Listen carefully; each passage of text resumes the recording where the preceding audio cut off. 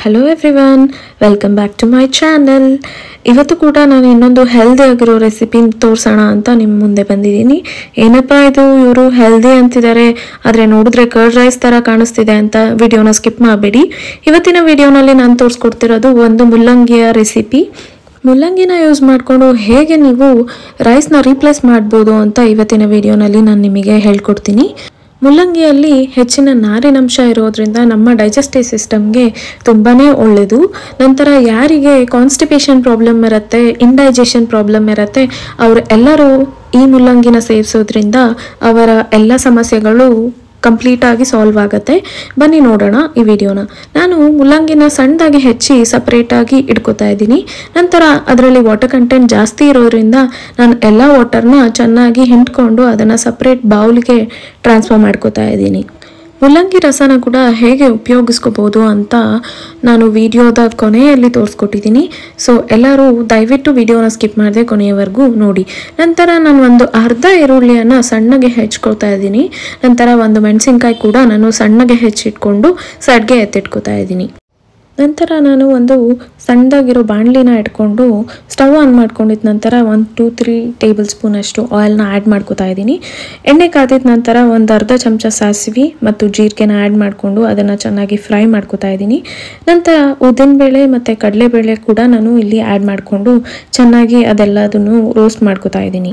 ನಂತರ ಸಣ್ಣದಾಗಿ ಹೆಚ್ಚಿಟ್ಕೊಂಡಿರೋ ಅಂಥ ಕರ್ಬೇವಿನ ಸೊಪ್ಪು ಕೂಡ ಇಲ್ಲಿ ಆ್ಯಡ್ ಮಾಡ್ಕೋತಾ ಇದ್ದೀನಿ. ಕರ್ಬೇವಿನ ಸೊಪ್ಪು ಕೂಡ ನಮ್ಮ ದೇಹಕ್ಕೆ ತುಂಬ ಒಳ್ಳೆಯದು. ಅದರಲ್ಲಿ ತುಂಬ ಐರನ್ ಕಂಟೆಂಟ್ ಇರೋದ್ರಿಂದ ನಮ್ಮ ಕಣ್ಣಿಗೆ ಮತ್ತು ಕೂದಲಿಗೆ ತುಂಬ ಬೆನಿಫಿಟ್ಸ್ ಇದೆ. ಅದಕ್ಕೆ ಅದನ್ನು ಕೂಡ ನಾನು ಸೇರಿಸ್ಕೋತಾ ಇದ್ದೀನಿ. ನಂತರ ಚಿಕ್ಕದಾಗಿ ಪೀಸ್ ಮಾಡಿಟ್ಕೊಂಡಿರೋ ಕಾಜುನ ಕೂಡ ನಾನು ಆ್ಯಡ್ ಮಾಡ್ಕೋತಾ ಇದ್ದೀನಿ. ಇದು ಫ್ಲೇವರ್ಫುಲ್ ಆಗಿ ಇರುತ್ತೆ, ಅದಕ್ಕೆ ನಾನು ಅದನ್ನು ಆ್ಯಡ್ ಮಾಡ್ಕೋತಾ ಇದ್ದೀನಿ.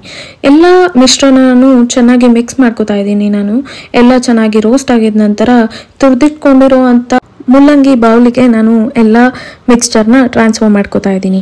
ನಂತರ ನಾನು ಸ್ವಲ್ಪ ಕರ್ಡ್ನ ಆ್ಯಡ್ ಮಾಡ್ಕೋತಾ ಇದ್ದೀನಿ. ಕರ್ಡ್ನ ಬೇಕಾದ್ರೆ ನೀವು ಚೆನ್ನಾಗಿ ಬೀಟ್ ಮಾಡಿ ಕೂಡ ಆ್ಯಡ್ ಮಾಡ್ಕೋಬೋದು. ನಾನು ಡೈರೆಕ್ಟಾಗಿ ಆ್ಯಡ್ ಮಾಡ್ಕೋತಾ ಇದ್ದೀನಿ.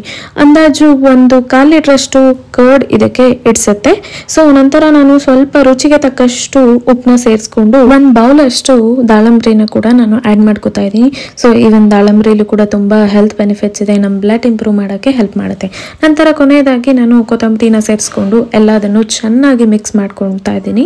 ಸೊ ಮಿಕ್ಸ್ ಮಾಡ್ಕೊಂಡಿದ ನಂತರ ಒಂದು ಸರ್ವಿಂಗ್ ಬೌಲ್ಗೆ ಟ್ರಾನ್ಸ್ಫರ್ ಮಾಡ್ಕೋತಾ ಇದ್ದೀನಿ. ರುಚಿಯಾಗಿ ಆ್ಯಂಡ್ ಹೆಲ್ತಿಯಾಗಿರೋ ಮುಲ್ಲಂಗಿ ಕರ್ಡ್ ರೆಸಿಪಿ ನಿಮ್ಮ ಮುಂದೆ ಇವಾಗ ರೆಡಿಯಾಗಿದೆ.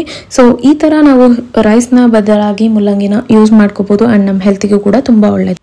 ಉಳಿದಿರೋ ಅಂತಹ ಮುಲ್ಲಂಗಿ ಜ್ಯೂಸ್ನ ಹೇಗೆ ಯೂಸ್ ಮಾಡ್ಕೋಬೋದು ಅಂತ ತೋರಿಸ್ತೀನಿ ಅಂತ ಹೇಳಿದ್ದೆ. ಉಳಿದಿರೋ ಜ್ಯೂಸ್ನ ನಾನು ಒಂದು ಗ್ಲಾಸಿಗೆ ಟ್ರಾನ್ಸ್ಫರ್ ಮಾಡಿಕೊಂಡು ನಂತರ ಪಿಂಚ್ ಆಫ್ ಸಾಲ್ಟ್ ಆ್ಯಂಡ್ ಪೆಪ್ಪರ್ನ ಆ್ಯಡ್ ಮಾಡಿಕೊಂಡು ಚೆನ್ನಾಗಿ ಮಿಕ್ಸ್ ಮಾಡ್ಕೋತಾ ಇದ್ದೀನಿ. ನಂತರ ನಾನು ಲೆಮನ್ ಜ್ಯೂಸ್ನ ಕೂಡ ಆ್ಯಡ್ ಮಾಡ್ಕೋತಾ ಇದ್ದೀನಿ. ಸೊ ಈವನ್ ಲೆಮನಿಂದ ಕೂಡ ನಮಗೆ ತುಂಬ ಹೆಲ್ತ್ ಬೆನಿಫಿಟ್ಸ್ ಇದೆ ಆ್ಯಂಡ್ ಸ್ಕಿನ್ಗೆ ಕೂಡ ತುಂಬ ಒಳ್ಳೆಯದು ಲೆಮನ್. ಈ ಥರ ಕೂಡ ಈ ಜ್ಯೂಸ್ನ ಯೂಸ್ ಮಾಡ್ಕೋಬೋದು ಆ್ಯಂಡ್ ತುಂಬ ಹೆಲ್ತ್ ಬೆನಿಫಿಟ್ಸ್ ಇದೆ ಈ ಜ್ಯೂಸಿಂದ ನಮಗೆ. ನನ್ನ ಎಲ್ಲ ವಿಡಿಯೋಗಳು ನಿಮ್ಗೆ ಇಷ್ಟ ಆಗ್ತಿದೆ ಅಂದರೆ ನನ್ನ ಯೂಟ್ಯೂಬ್ ಚಾನಲ್ನ ಸಬ್ಸ್ಕ್ರೈಬ್ ಮಾಡ್ಕೊಳ್ಳಿ and thanks for watching my video. ಮುಂದಿನ ವಿಡಿಯೋನಲ್ಲಿ ಮತ್ತೊಂದು ಹೆಲ್ತಿ ರೆಸಿಪಿ ಜೊತೆ ಬರ್ತೀನಿ. ಬಾಯ್ ಎವ್ರಿವನ್.